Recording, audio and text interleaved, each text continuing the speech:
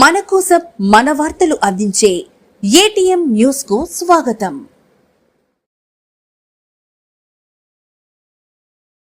Atmakur RTC డిపోను సందర్శించిన Nellore RTC regional chairman Sannapareddy Suresh Reddy ఈ సందర్భంగా ఆర్టీసీ ఉద్యోగులతో ప్రత్యేక సమావేశం ఏర్పాటు చేశారు. గతంలో ఉన్న సమస్యలపై ప్రస్తుతం చేపట్టవలసిన చర్యలపై చైర్మన్ అధికారులతో చర్చించారు. ప్రయాణికులకు మెరుగైన సేవలు అందించే క్రమంలో అవసరమైన ప్రాంతాల్లో డిపో పరిధిలో ఉన్న బస్సుల వేళలు మార్పులు, ప్రయాణికులకు అవసరమైన సేవలపై చర్చించి మున్సిపల్ బస్టాండ్లో కావాల్సిన వసతులు ఏర్పాటు చేశామని అధికారులకు సూచించారు.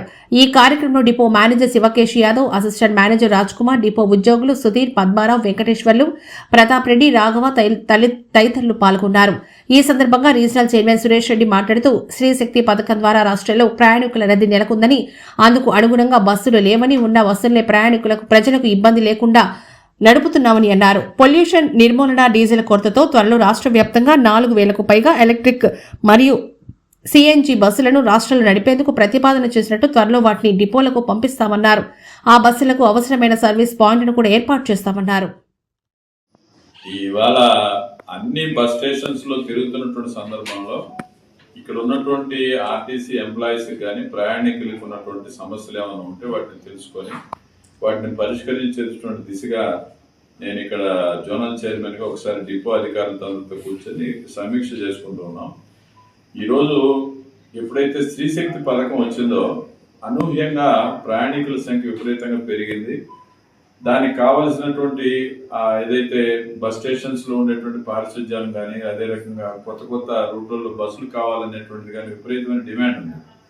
అయితే ముఖ్యమంత్రి గారు వారి యొక్క ఆలోచన ఏంటంటే ఈ పొల్యూషన్ ఉండకూడదు, అదే రకంగా డీజిల్ యొక్క ఖర్చు తగ్గించాలి, విపరీతమైనటువంటి ఖర్చులు పెరిగిపోతున్నాయి కాబట్టి ఎలక్ట్రికల్ బస్సులు తీసుకురావాలి, అదే రకంగా సిఎన్జి బస్సులు తీసుకురావాలి అనేది ప్రభుత్వం యొక్క గైడ్ లైన్స్ ప్రకారం ఆల్రెడీ ఇప్పటికే 1050 బస్సులు మనకు శాంక్షన్ అయినాయి. అది కూడా కాకుండా నిన్న మంత్రి గారు కూడా స్టేట్మెంట్ ఇచ్చారు, రాబోయేటువంటి ఒక 2 సంవత్సరాల లోపల సుమారుగా 4,000 బస్సులు కూడా ఈ ఎలక్ట్రికల్ బస్సులే ఈ యొక్క వీటి స్థానంలో వస్తాయని. అయితే వచ్చిన సమస్య ఎక్కడంటే ఎలక్ట్రికల్ బస్సులకి ఇన్ఫ్రాస్ట్రక్చర్ రావాల్సిన అవసరం ఉంటుంది. ఆ ఇన్ఫ్రాస్ట్రక్చర్ అనేటువంటిది ఆ సర్వీసు, వాటికి కావాల్సిన ఛార్జింగ్ పాయింట్స్ ఇవన్నీ కూడా టెండర్స్ పిలిచారు. 14 బస్ స్టేషన్స్ ఇప్పటికే మనకు అలాట్ చేయడం జరిగింది. దాంట్లో ఎప్పుడైతే ఇన్ఫ్రాస్ట్రక్చర్ అయిపోతుందో వెంటనే ఈ ఎలక్ట్రికల్ బస్సులు ఇవన్నీ వచ్చేదానికి అవకాశం ఉంది. అందువల్ల రేపు జూలై నాటికి తొలి బస్సులు 400 బస్సులు ఫస్ట్ స్టార్ట్ అవుతాయి. ఈ దశలో ఎప్పుడైతే ఈ పరిణామం మొత్తం ఆర్టీసీలో ఉన్నటువంటి ఈ డీజిల్ బస్సు స్థానంలో ఎలక్ట్రికల్ బస్సులు, సిఎన్జి బస్సులు రావాలనేటువంటి ఒక ఉద్దేశంలోనే కొంత ఇబ్బంది ఉంది. ఎందుకంటే కొన్ని కొత్త బస్సులు ఇవ్వలేకపోతున్నాం. ప్రయాణికుల సంఖ్య శ్రీశక్తి పథకం వచ్చిన తర్వాత ఎక్కువ మంది డిమాండ్ చేస్తున్నారు. అందువల్ల ఈ ప్రాబ్లం కొంత ఉంది.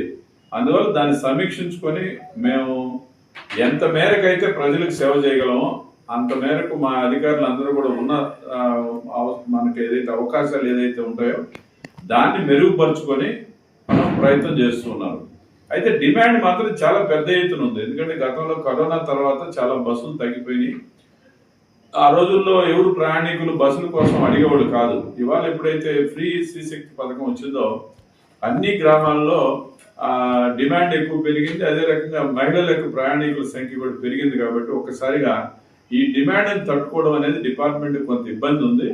ఆ ఇబ్బందులను అధిగమిస్తూ మా వాళ్ళు డబుల్ డ్యూటీస్ కూడా చేసి మా ఎంప్లాయీస్ ఎవరైతే ఉన్నారో వాళ్ళు కష్టపడి ఈ రకమైనటువంటి ఈ యొక్క వాళ్ళు కష్టమైనప్పటికీ కూడా డబుల్ డ్యూటీస్తో చేస్తున్నారు.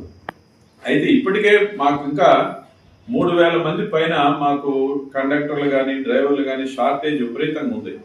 గత 11 సంవత్సరాల నుంచి కూడా మనకి షార్టేజ్ కంటిన్యూ అవుతుంది. రిటైర్మెంట్ అవుతున్నారు తప్పితే కొత్తగా మళ్ళీ రిక్రూట్మెంట్ లేదు.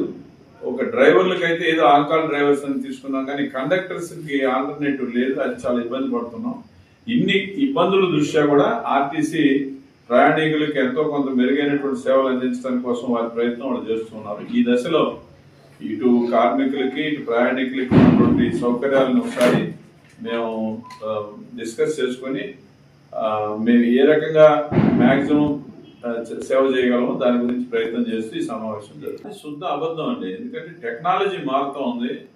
ఇవాళ డీజిల్ విపరీతమైనటువంటి ఏదైతే మీ యొక్క ఇతర దేశాల్లో జరుగుతున్నటువంటి యుద్ధాల కారణంగా కానివ్వండి, ఇవన్నీ అమెరికా, ఇరాన్ ఇవన్నీ చూస్తూ ఉన్నాం మనం.